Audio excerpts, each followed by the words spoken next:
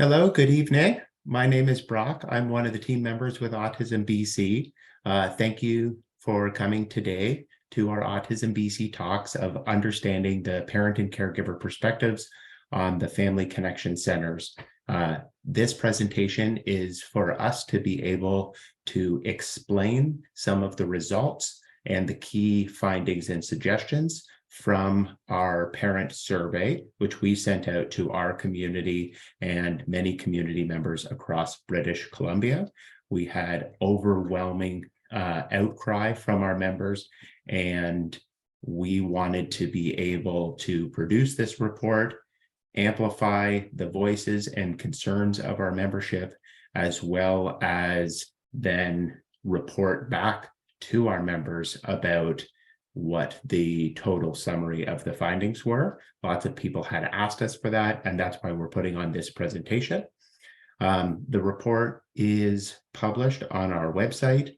There is the opportunity to click and read through it. There's also an accessible PDF version if the accessibility features of the PDF are easier for you to read. And then we'll be sharing these findings in this presentation as well, and keeping a recording of that because everyone has a different learning style, and some people prefer to be able to listen and engage with the material. For this session, if you have questions, feel free to type them into the chat box, as well as after the presentation, you'll have the ability to unmute yourself. You can use the raise hand function, and you can ask a question if you have any questions for Julia about the report. With that, Julia, I'd like to pass it over to you. Thank you for being able to come here. Julia Boyle is the Executive Director of AutismBC, and she kind of spearheaded this project and the findings. So we're very happy to have you be able to explain that to our community today. Okay, thank you. Thanks so much for introducing me, Brock. I'm just gonna share my screen. Can everyone see that title slide there with the beautiful picture of the family? Yes, perfect. Okay, wonderful. Okay, so as Brock mentioned, my name is Julia Boyle, and I'm the Executive Director with AutismBC. And this talk was scheduled as an opportunity to go through the parent and caregiver perspectives on the Family Connection Centers report, which we published about 2 weeks ago. So we have a 20 to 30 minute presentation on the report, and there'll be an opportunity for questions at the end. If you have a question throughout the presentation, feel free to type it into the chat, or you can hold on to it for the question and answer period at the end of the presentation. And if you have any technical issues throughout the presentation, please feel free to send a private message to Brock, who just introduced me. He's our Programs and Operations Manager at AutismBC, and he's providing tech support for the presentation tonight. So thank you, Brock. Okay, so I wanted to start out with a land acknowledgement. AutismBC acknowledges and appreciates that we carry out our work on the traditional unceded territories of the Indigenous peoples of Turtle Island, and specifically what is colonially known as British Columbia. We express our gratitude for the land, waterways, cultural traditions, and teachings that are generously shared with us by First Nations, Métis, and Inuit across the province. As a disability organization with over 6,500 members, we are committed to enacting meaningful reconciliation in our support of the diversity of autism families in BC. And I also encourage you to type your land acknowledgement into the chat feature, or to share where you're joining us from tonight. So many of you might be familiar with AutismBC. Our mission is to empower, support, and connect the autism community across the province. You can also learn more about our organization on our website, AutismBC.ca. I encourage you to check out the resources tab on our website. It's basically a blog feature where we're hosting thousands of different blogs, videos, articles, and information resources on many different issues and topics related to autism. You can also find our report, a copy of the report I'm discussing tonight there.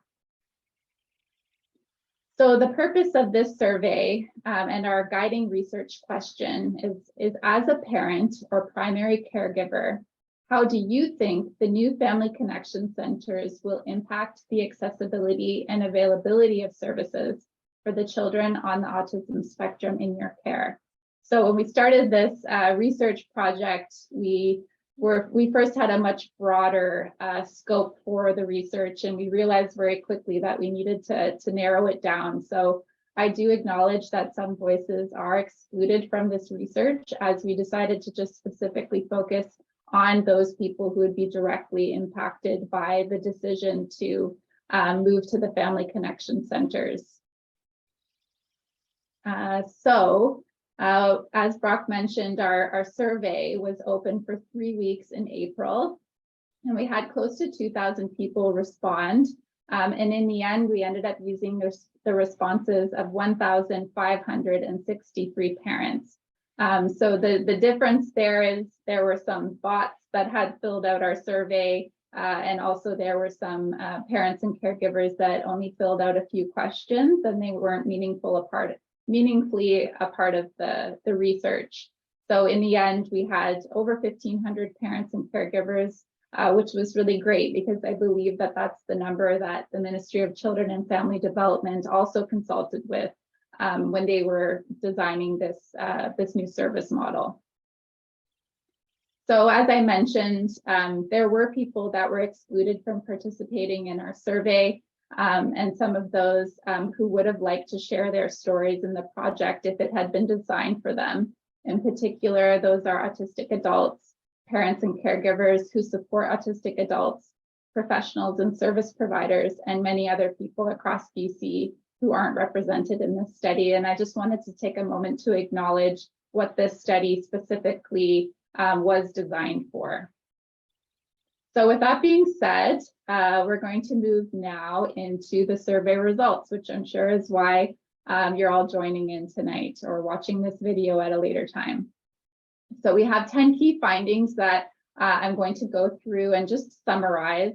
If you want more information about any of those, you can ask questions, or you can also go to our report where there are more details on each of these findings. So the first one is the choice of service model. And this was the most alarming statistic that came out of the study that we did. And the study showed that only 4% of parents and caregivers wanted the family connection centers as the service model for their children. And that percentage actually dropped to 2% for Indigenous participants. We had a fairly high representation of Indigenous participants in our survey. 7% of parents or caregivers identified that they had Indigenous children. So this showed that overwhelmingly there was not the support to move away from individualized autism funding and exclusively to the family connection centers. And this was a really strong statistic that we took to the government over the last few weeks since we published the report, and just demonstrated that 59% of parents and caregivers really want to continue to receive their individualized funding, and only 4% supported the family connection centers. 27% supported a hybrid model, which you can't see here on this slide, but that's available in the report. So the next key finding was that change of services is traumatic. So we had 66 and 69% of parents state that it was very important to them that their children are able to keep their current service providers, or that the parents are able to choose the service providers for their children. Many parents expressed that that bond that exists between their speech language pathologist, their behavior analyst, their occupational therapist, and their children is really key to the success of their child's development and growth over time. and that a break to that bond or that relationship could be traumatic for their children. And this was actually supported by research that we looked at on this topic of potential sources of trauma for autistic people. So this was another strong indicator that in changing service models, it's very important to consider how these changes will impact children and families. So the next key finding had to do with concerns that there would be insufficient support services at the family connection centers. And there were some different points of data that we looked at on this topic. So you can't see the statistic here, but 73% of parents were concerned that their children would receive the right amount of support. And that has to do with the frequency of services that they receive. As you can see here from my screen, we also asked parents about if they're paying out of pocket for services. And 74% of parents said that they're paying more than $1,000 out of pocket. And 14% said that they would pay out of pocket if they had the funds to do so. So overwhelmingly, that shows that 88% of families who participated in our survey that their current funding is insufficient for their child. So what we're seeing is that currently families, the funding, the $22,000 per year or the $6,000 per year that families receive already isn't sufficient. And then moving to the family connection centers, where they would be opening up the services to children of all types of different support needs or disabilities, there is a fear that the frequency of services would be less than what they get now. And that, as I've just mentioned, what the services they're receiving now are already insufficient. So also another piece of this is the availability of service providers. 52% of parents said that the recruitment and retention of service providers was an important topic on the family connection centers. The quote here says, "I'm afraid there is not enough staff or professionals available to provide either system." So this is expressing, the wait lists that parents and families are already facing in trying to get their child in to get services from a speech language pathologist or a behavior analyst. We know many families, whether you live in an urban location or more specifically, if you live in a rural or remote place in the province, many families are on wait lists. And there was another research project that was done by Simon Fraser University, SFU, and ACT Community Training, Autism Community Training, also known as ACT. They actually surveyed 500 service providers on the RASP list. And their research project also showed that service providers were reluctant or concerned about working under the family connection centers, and we're also concerned about the types of services that children would be able to get through the family connection centers. So overall, we're recognizing that BC suffers from a shortage of service providers, and that these service providers are really essential for the development and growth of children and youth. Another key aspect, another key finding, I should say, was just looking at the types of services that would be available at the family connection centers. So we talked to parents about respite. 56% of families said that respite was either very or extremely important to their families. For mental health services, this was actually higher at 76%. And also parents expressed a high need for trauma-informed services and culturally safe supports. And that was particularly high for Indigenous families. So while families were concerned about the frequency of services, they were also concerned about the type of services, and that some families and children would need more specialized services than what they felt would be available at the family connection centers. So next we have the need for diagnosis. So I think my screen is a bit skewed here. Here we go.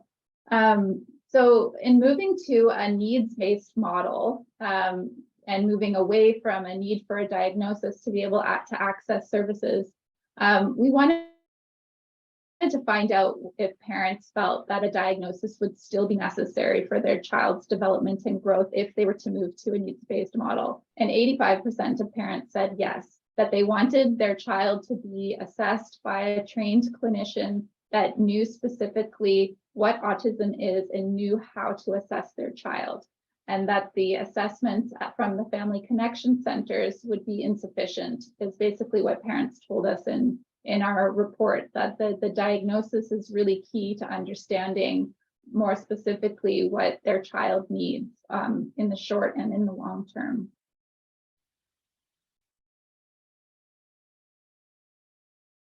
So the next piece had to do with distribution and access to services at the family connection centers.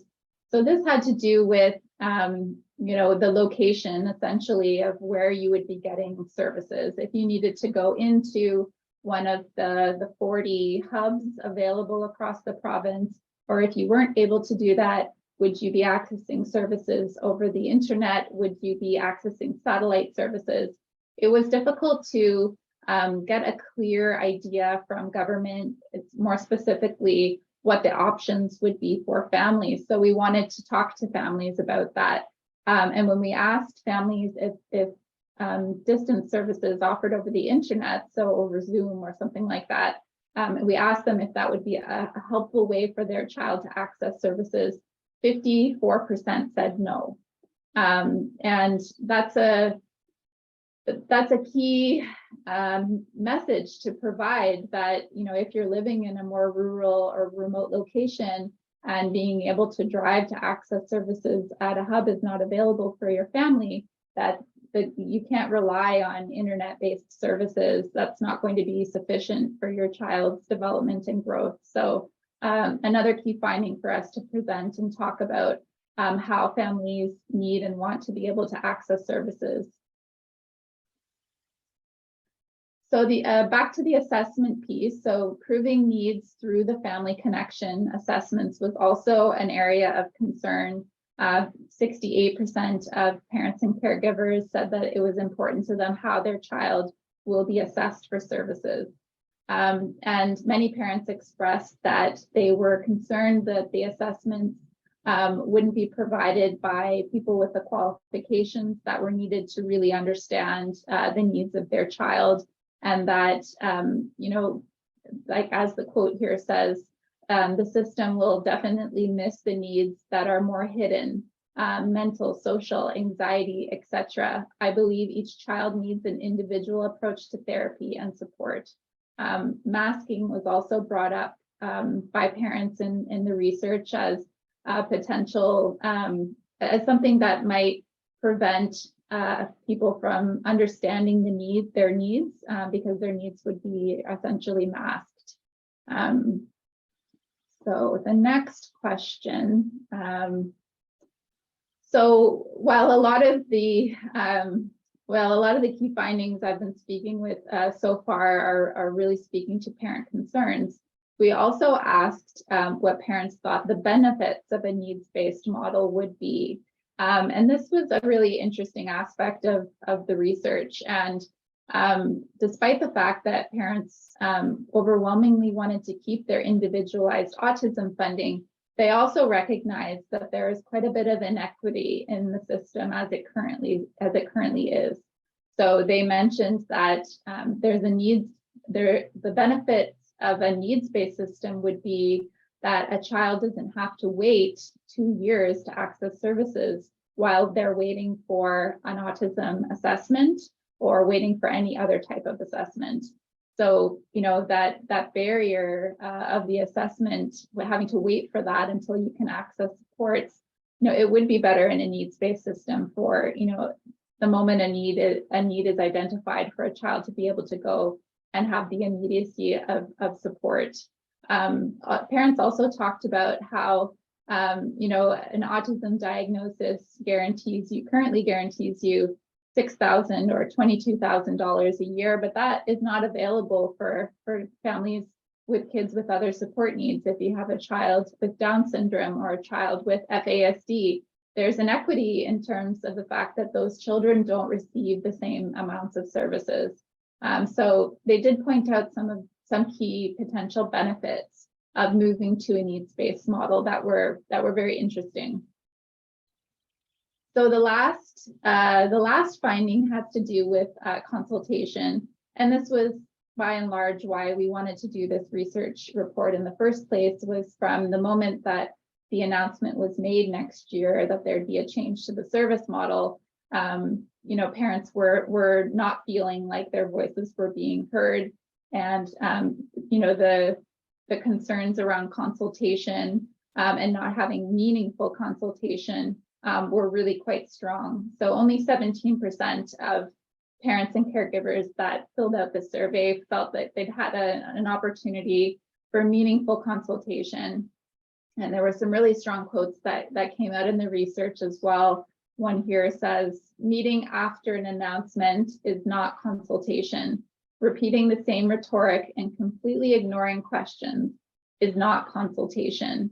So it was very clear that parents did not feel consulted. And we were hoping that with this research report, we would be able to, in a more consolidated and maybe more organized way, be able to present the concerns of the community.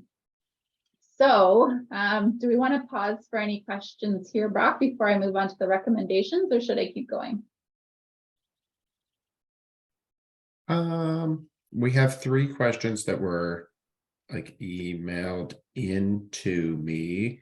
One is based on these recommendations, where else can this information be used? Sorry, one more time. Where else can this information be used? So it's great that you're now sharing it with us. How can families use this information? I do have some calls to action at the end of the presentation.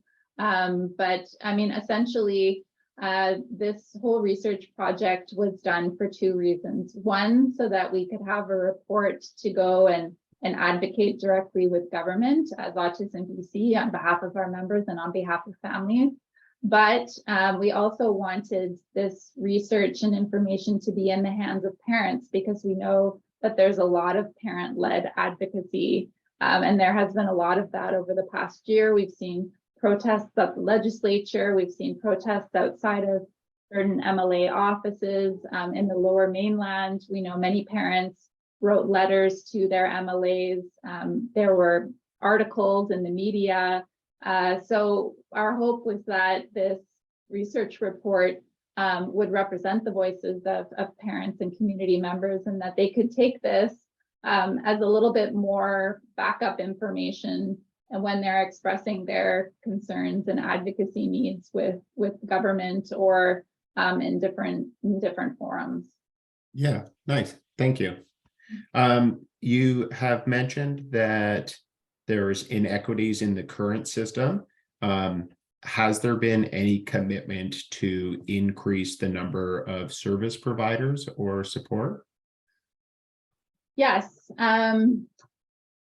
So we did meet with the Ministry of Advanced Education several months ago, and essentially we were trying to get them to commit to opening up more academic seats in the speech language pathologist, in the behavior analyst, in the physiotherapist and occupational therapist programs, so that more people can be trained, and we can increase the number of service providers across the province. And they have more recently made investments in some of the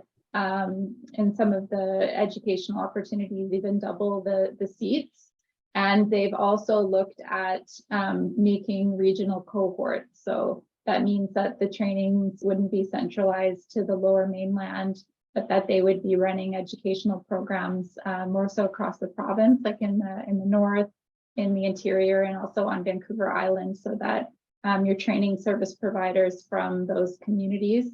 I'd asked them if they could help make that announcement more accessible and available for parents, because I felt like it was good news that they were making those investments, but I haven't had a follow-up on them from that. So I know that they are focusing on that issue of the limited number of service providers. So that's a better investment that will take some time for those service providers to be trained and available, but it's one good sign from government there. Nice. Thank you. And I'll keep the other question for afterwards. Okay, great. I'll just keep going. So next we're moving into our recommendations section. We have 7 recommendations, and many of them are just an extension of the findings that we've already gone through. So the first one has to do with consultation and communication. So we urge the BC government to commit to working collaboratively with all neurodivergent and disability community stakeholders to co-develop and co-create an improved children and youth with support needs service framework. So the key words in here are co-develop and co-create, and that means designing the new service framework together with the community, and that the community should have agency and have a true voice in how things are designed. So that was our first key recommendation, and we're hoping that with the recent announcement that the government is maintaining individualized autism funding and making new investments to support families that are underserved in the current system, we're hoping that we'll have a different style of consultation moving forward. So the second recommendation has to do with the choice of service model. So given those strong statistics that only 4% of parents and caregivers supported moving to the family connection centers as the service model of their choice, we urge the BC government to maintain all existing supports and services, such as the autism funding programs, until a formal policy review can be conducted to get the best support in place for all neurodivergent and disabled children. So I'm sure many of you have heard, but actually the new Premier David Eby and Minister Mitzi Dean, the Minister of Children and Family Development, actually they did what we were all asking for. They reversed the decision to phase out individualized autism funding. So in a sense, we got what we had advocated for, and it's still to be seen what these new investments that they have committed to will look like. And that's where we're going to focus a lot of our advocacy work going forward, is what is the government investment going to look like to address the inequities in the system that we just discussed. So cross-ministerial approach. So I'm sure many parents and caregivers of children on the autism spectrum have experienced that it can be a real patchwork of systems and services, and it can be very difficult to navigate between the Ministry of Health, the Ministry of Education, the Ministry of Children and Family Development, and even Community Living BC, just how a child and then youth and then adult kind of navigates government-based services.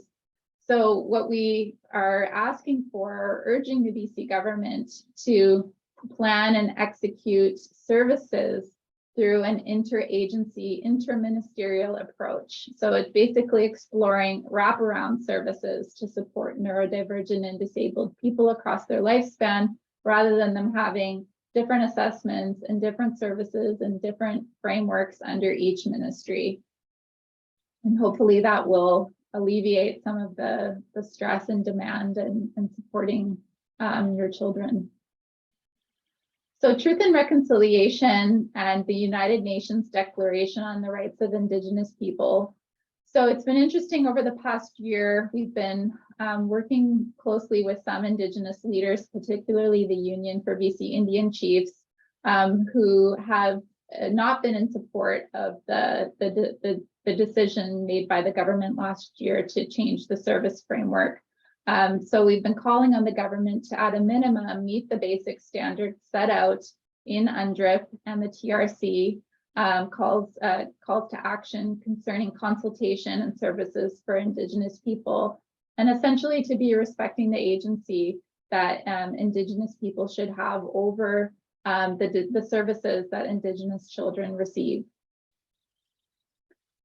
So 3 more, we're getting to the end of the presentation soon.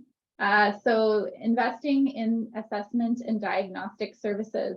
I think earlier you saw me report that 85% of parents felt a diagnosis was necessary for their child's development. So, but there's quite a long wait list to access the publicly funded autism assessments through the BC Autism Assessment Network. So we are calling on the government to eliminate the wait list by investing in the human resources and program needs to provide those specialized assessments. I actually just wrote a letter to the Minister of Health today, presenting this report and calling for a meeting to talk about the wait list for the autism assessments.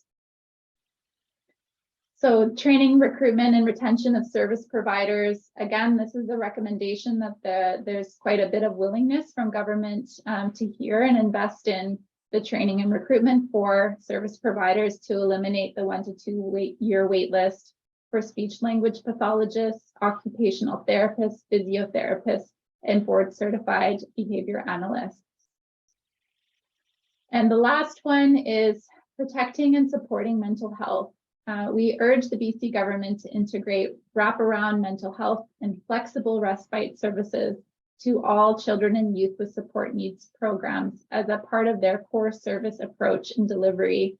So rather than having this be an add-on or something that families need to qualify for, that respite and mental health services should be part of the core service approach and should be accessible to all children and families that need it. So those are our 7 recommendations. And just before we move on to questions, I have a slide here about what you can do.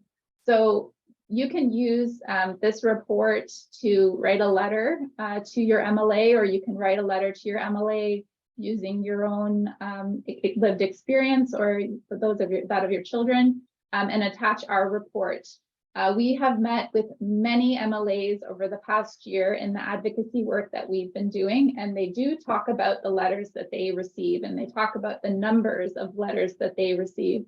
And that's the signal that they get from the community around what the community's needs are. So I know it can be frustrating to write a letter and you don't get a response and you don't know if anyone's seen it, but it is a really powerful tool that you can use to advocate for the needs of your family. And I would encourage you to do so. And you, as I mentioned, you can attach this report. They're aware of it. We have presented it to government. And if you agree with it, or if you agree with some of the findings, you can speak to that. If you filled out this survey in April, we'd love to hear what you think about the report. If you feel like it represents what you told us in the survey, please feel free to pop us an email at hello@autismbc.ca. Or if you have any other questions or concerns about the report, please feel free to email us, and I will be the one responding to those emails. But we'd like to hear what you think and address any of the questions or concerns that you have. If you're not able to do that tonight during the presentation.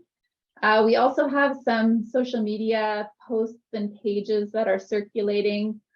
Feel free to like them, comment them, or share them. You can also share this report or the social media posts with other parents or community advocates and ask them to do the same, so that the report is just being seen and heard in the community.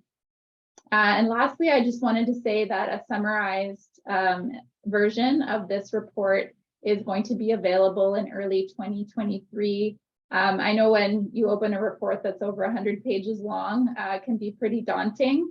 So we want to make sure that we're getting, that knowledge translation piece is so important in research, and we want to make sure we're getting the information into the hands of parents and community members like yourselves.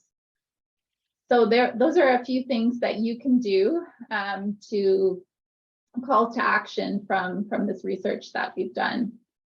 So once again, my name is Julia Boyle, and I'm the Executive Director of AutismBC. We have some contact information here.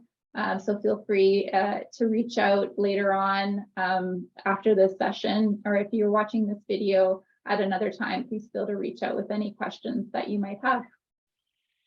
And Brock, I'm happy to take any questions. I have not looked at the chat box yet, but oh, that's okay. Some of the folks are sending messages directly to me. There was only one more question that I've received so far, and that is, now that the decision has been reversed, where do you see AutismBC's advocacy going? Yeah, great question, and one that I've thought quite a bit about over the last couple of weeks.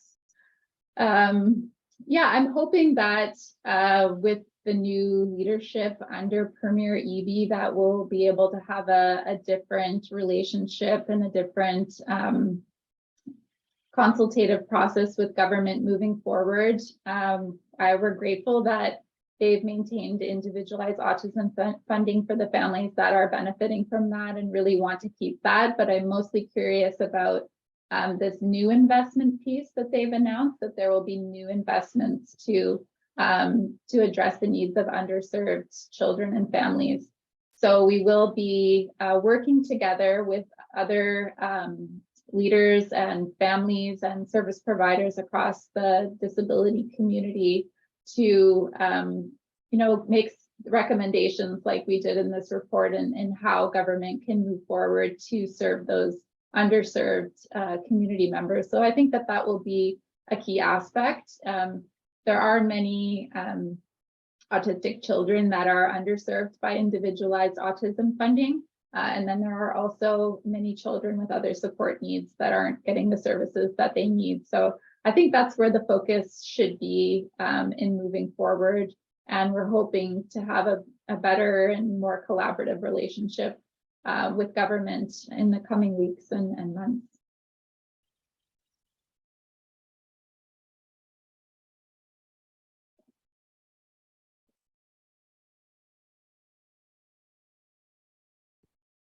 If anyone else has questions for Julia about the findings or the recommendations, feel free to unmute yourself and we can open for other questions to the floor if your preferred way of asking questions is not typing them out.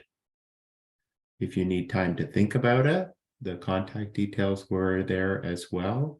And any messages that do come in through that hello@autismbc.ca, that's our general mailbox. So those get directed to the person who is best suited to answer your question in a timely manner. So that's always a great way to get in contact with people from the AutismBC team. So thank you for attending tonight and taking the time to learn a little bit more about our report. And we hope that it speaks to your family's experience, and we're hoping that the recommendations will serve not only the autism community, but the broader disability community as we move forward. So I'm grateful to have the chance to chat and present the report. It was a really big project. It took us almost a year to do. It's the first research project we've done of this kind, to my knowledge, in the history of AutismBC. So lots of good lessons learned, and we'll see where our advocacy work carries us in the future.